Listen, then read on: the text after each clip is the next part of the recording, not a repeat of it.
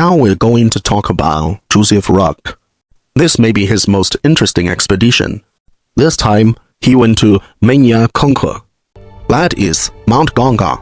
Today, when people talk about Mount Gongga, many people know the name, the king of Sichuan mountains. But back in the 1920s and 1930s, this mountain was not as famous as it is today. At that time, people in inland China knew very little about the high mountain south of Kangding and west of the Lijiang River. Of course, people were not unfamiliar with Dajianlu. Dajianlu was an important gateway on the Sichuan-Tibet road. Merchants and milk wagons often entered camp from there. Then they continued west toward Tibet. But the snow mountains south of Dajianlu were still poorly recorded. How high were those mountains? Where was the main peak? How did the mountain range extend? The outside world did not really know. Rock walked into Minya Konka under this background. What makes this expedition interesting is this. It feels very different from his earlier writings on Maoli and Dao Zhongyadin. The Mali trip was complicated. There was a lot to prepare, but the Meiji Living Buddha statue gave Rock quite a lot of respect. As for Daochen Yading, Rock wrote a lot about bandits. He wrote about fierce people. He wrote about killing and burning. But if you look closely, he did not really run into any major trouble. At most, people told him to follow their custom and walk around the sacred mountain. Overall, he did not meet many serious difficulties. But this time, with Minya Konka, things were completely different. This was basically a Western Sichuan snow mountain version of Lost on Journey.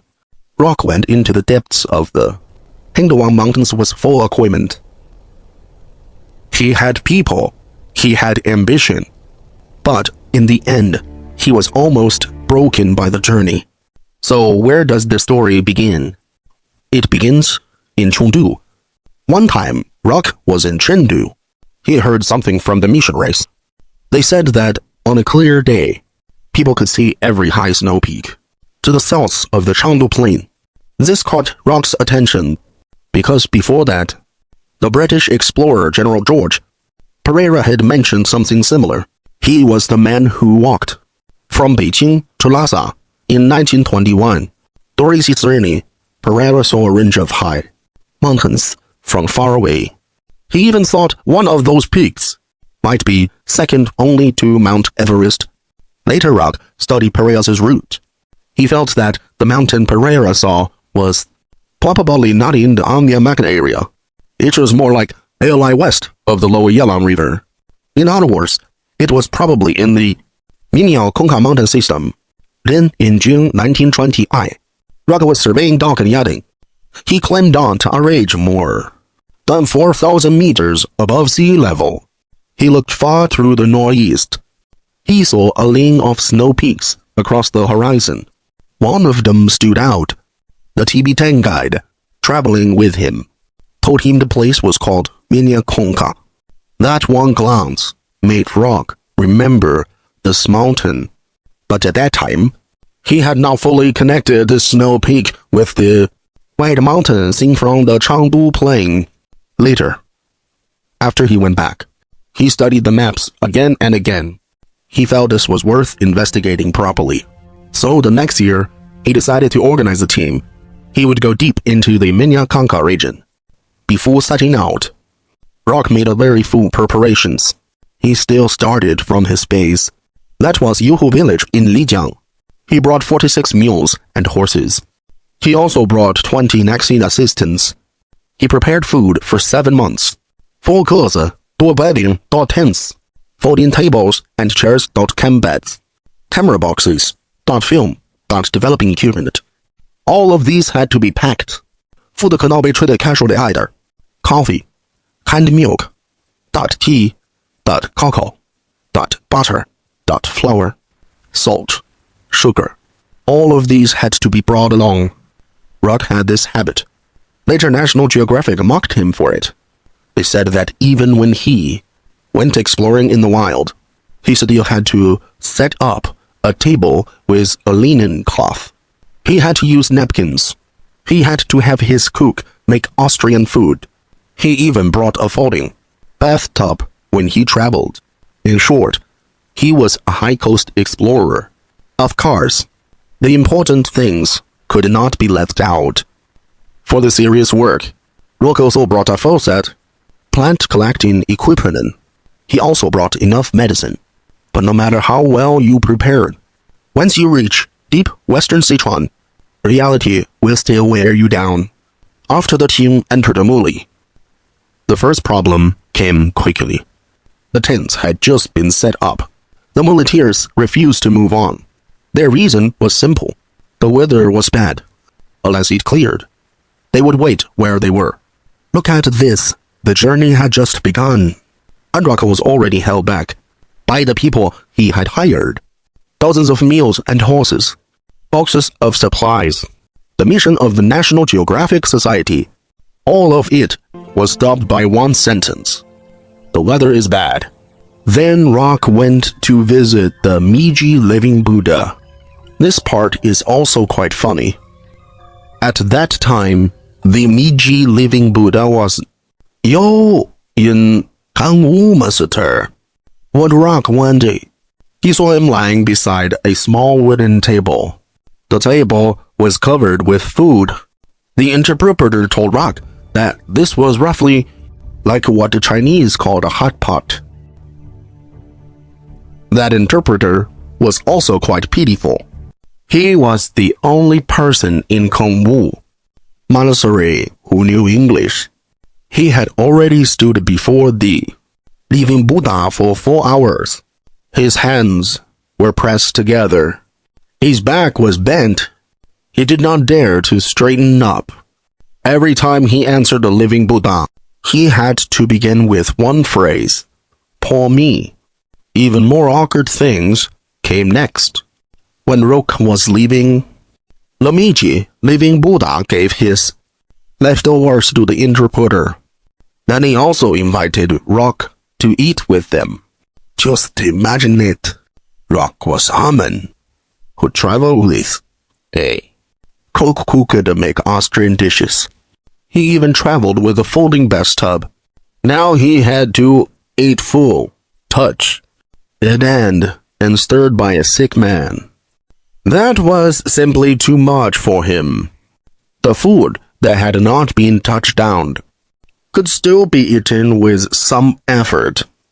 But the food touched by the Living Buddha's hands, Rock really could not swallow it. The problem was this. In that local setting, this was a kind of favor.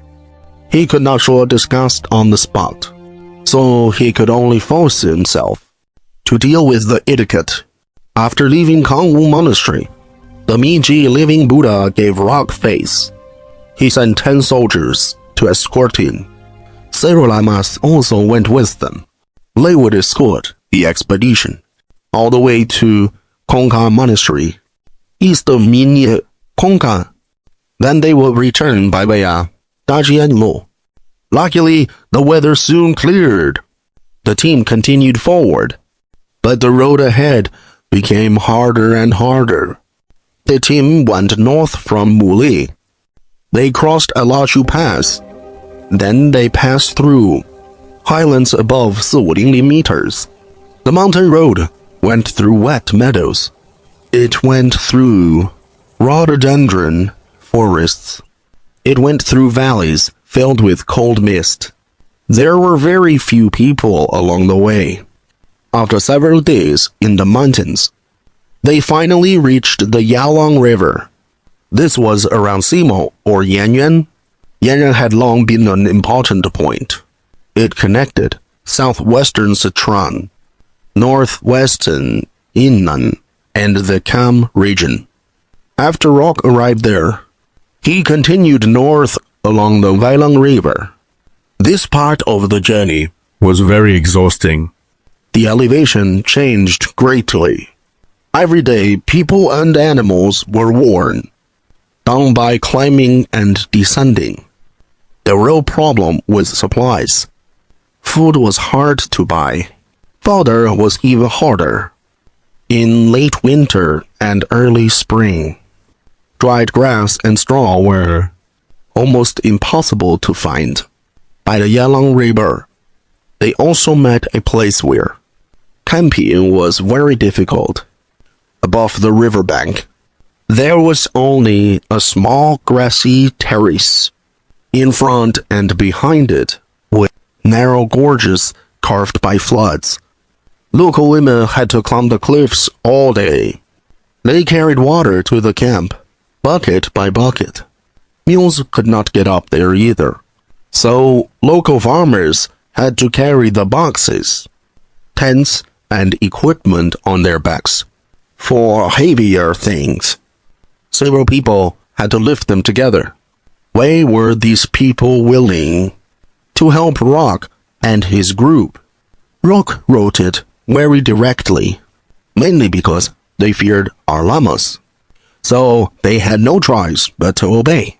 That sentence is rather harsh. Let's say it simply. If you look at Rock, every time he arrived in a new place, his method was almost the same.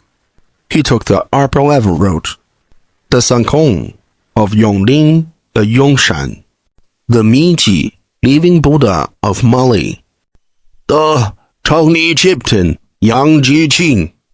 Rock basically built his circle around these powerful figures first, but toward ordinary Chinese people, he clearly had a sense of looking down from above. During his Amniamakan expedition, he complained about his escorts in the same tone. Rock said this: once his employment contract with the escorts ended, those unruly herdsmen parted ways with them. When they left, they did not even say goodbye. They showed no attachment to him at all, because they had already received their pay in advance. They threw his luggage casually onto a dung heap. Then they turned and left. But to be honest, Rock said he had long hoped they would leave soon. You see, that was his tone. He wrote in a similar tone in that same article. This was after he watched the ancient dance ritual in Chani.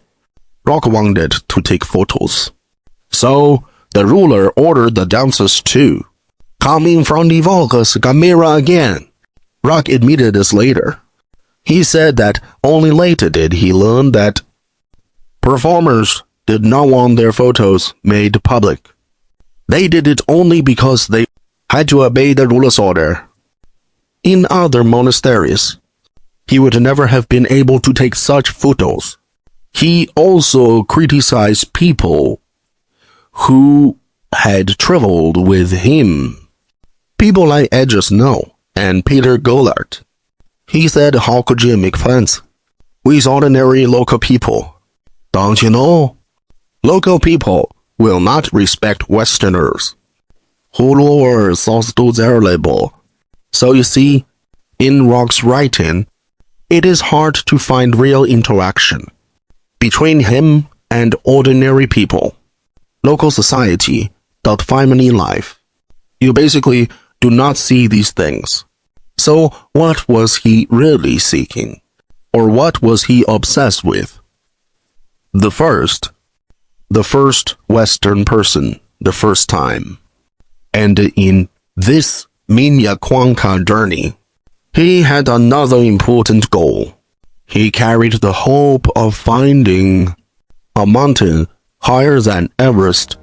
Of course, this turned out to be quite dramatic. We will talk about that in detail later. Alright, let's continue.